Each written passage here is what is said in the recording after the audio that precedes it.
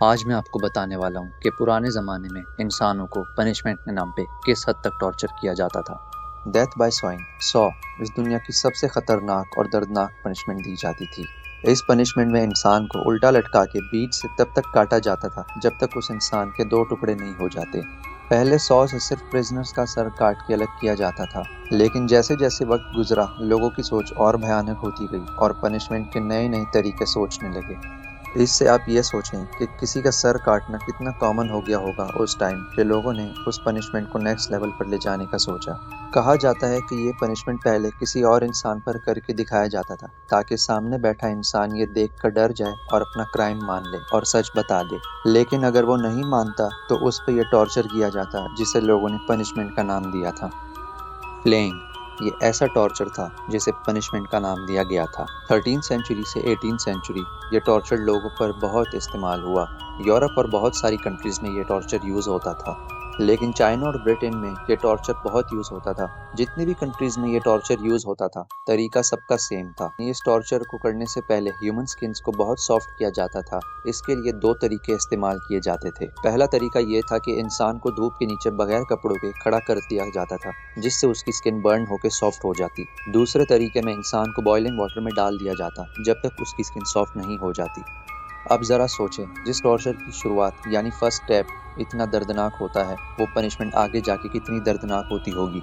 फिर उस आदमी को लटा दिया जाता हाथ पैर बांध के और धीरे धीरे उसकी बॉडी पर बहुत सारे छोटे छोटे कट्स लगाए जाते। फिर उन कट से उस इंसान के सामने उसकी बॉडी से स्किन निकालना शुरू करते और धीरे धीरे पूरी बॉडी की स्किन निकालते उसकी आंखों के सामने। और वो इंसान कुछ नहीं कर सकता, सिर्फ दर्द महसूस करता और अपनी बॉडी की स्किन निकलते हुए देखता। पूरी बॉडी से स्किन छिल जाने के बाद भी वो इंसान मरता नहीं था, क्योंकि ये तरीका किसी को मारने के लिए नहीं था, सिर्फ तड़पाने के लिए था। और बॉडी से स्किन छिल जाने के बाद उस इंसान को छोड़ दिया जाता।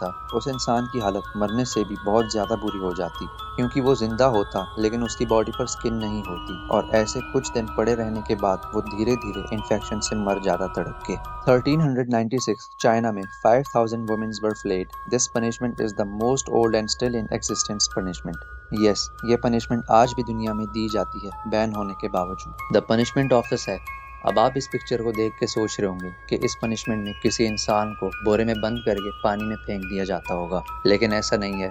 इस पनिशमेंट को भी इंसानों ने एक स्टेप और आगे पहुंचा दिया था।